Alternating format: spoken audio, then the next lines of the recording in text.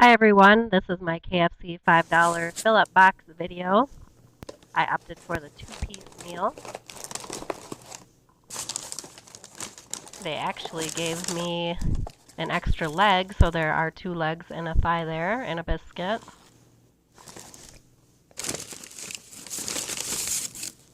Gave me plenty of napkins.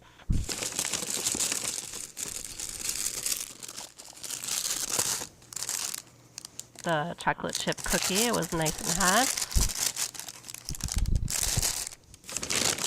And of course, their famous spork.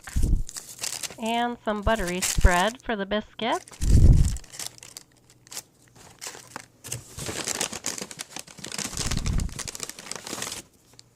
And some honey sauce, which I didn't use. Save that for another time.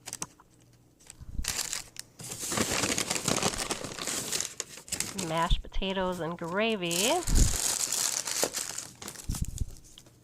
That's it for inside the bag. Let's go ahead and open up the mashed potatoes. And, of course, they give you a drink as well. I opted for Pepsi. It's about 20 ounces or so. And that's about it for the KFC $5 fill-up box. Not bad for $5.38 tax. Thanks for watching my video. See you next time.